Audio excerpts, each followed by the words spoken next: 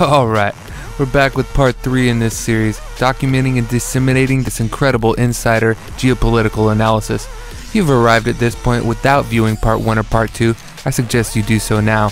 And if you have, well, I suggest you buckle up and get ready for the ride.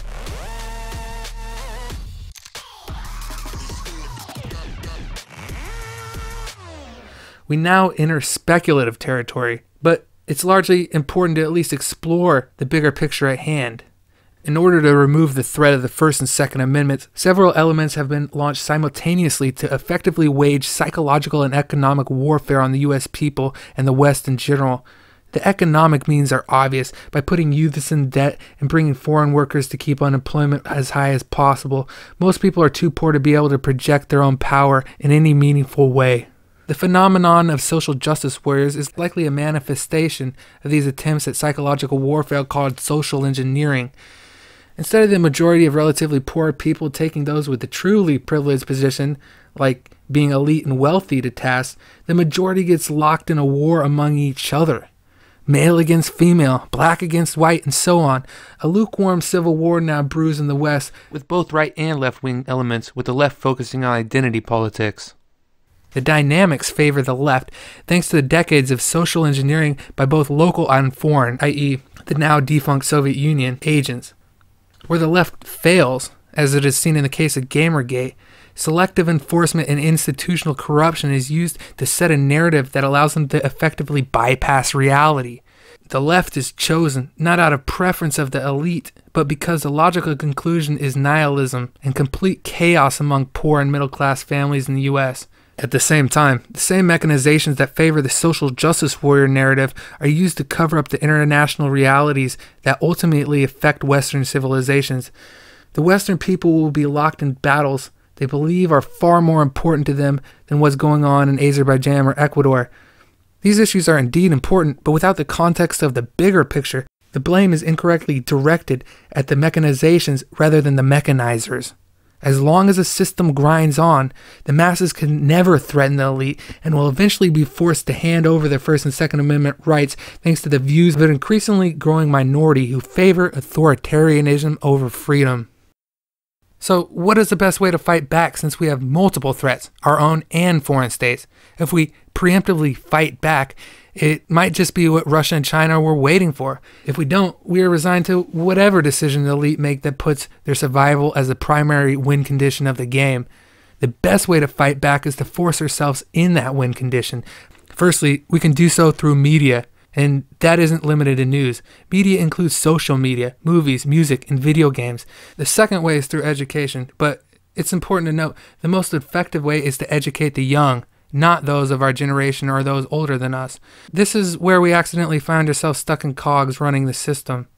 When you look at the big picture, it's not hard to get overwhelmed by how things relate to each other, but we have to go through one more step to understand why a long-term social project such as social engineering education can possibly be related to war. Part 10. Securing the aftermath. Let's consider what some might consider to be the best-case scenario of the international conflict outlined in parts 1 through 5. Russia and China fold. They accept all terms and conditions of the Western elite. There's a single monopoly over power in the world, with international surveillance over every human being and censorship to prevent revolts. But unknown to the security apparatus, all of the mechanizations would have worked to serve a dual purpose. The elite have as long as they want to run their social engineering programs and will naturally take a path that serves their interests alone as established individuals. A culture destroyed by social engineering would have effectively reduced the risk of the elite to zero and brought them back to a feudalistic scenario that heavily favors the established.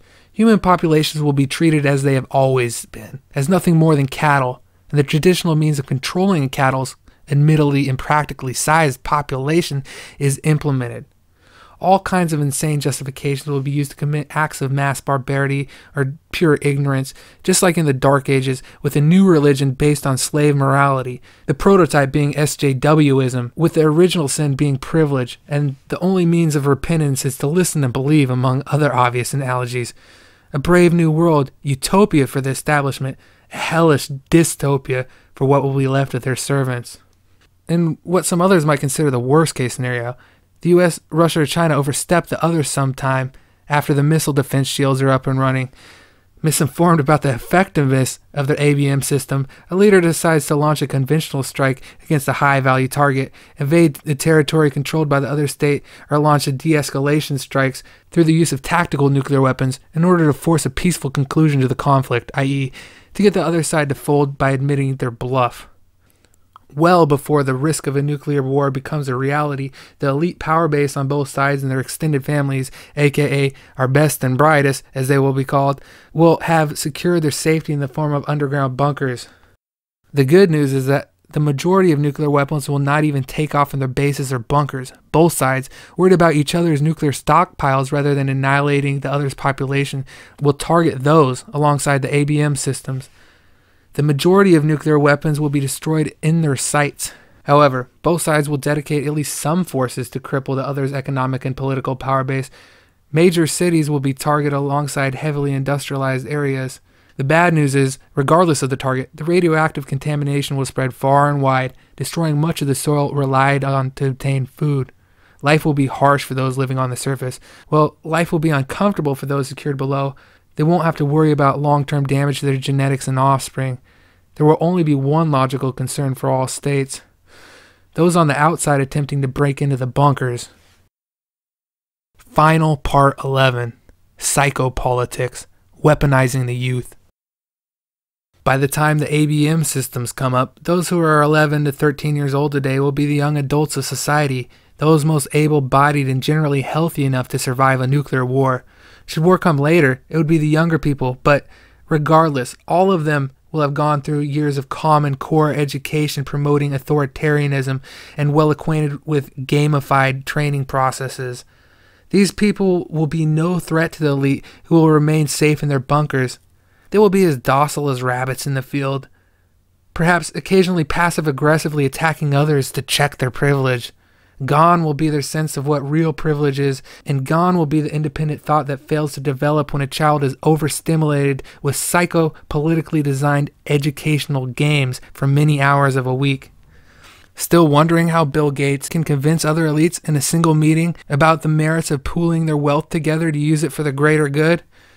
He's just letting them in on the bigger picture, and whatever he has said to them convinced them to hand over a huge sum of ill-gotten gains. What could be so important for these scumbags to do so? Does Zuckerberg strike you as an honest individual, for example? Okay, now I gotta take a break here from reading to explain something. This diatribe about Bill Gates and convincing the elite of the world, the multi-billionaires, to give up most of their money, in a single meeting, it will be expounded upon further. See, this whole leaked analysis that I'm reading to you right now is actually in a response to someone else's digging that they did regarding Bill Gates and his connection to Digra and Common Core and UBM and turning video games into indoctrination tools of the left to brainwash your children into making them subservient, authoritarian-loving privilege checkers. So yeah, I'll get into that next, but I'm going to finish this up. It's the last part of this, and then I will get into the real nitty-gritty Bill Gates evidence.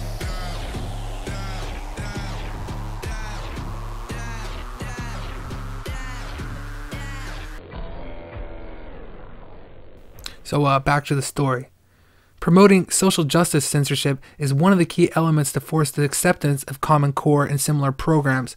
It passed smoothly in Sweden and other eunuch nations, but they knew from the start that America would be a tough nut to crack. That's why false flagging and media smear jobs are essential to setting the narratives required to force people to act against their own interests. When Five Guys Burgers and Fries was launched, it was hoped that it would be used in the same manner as Rantic Media attempted to use the leaked photos of Emma Watson during her failed UN speech.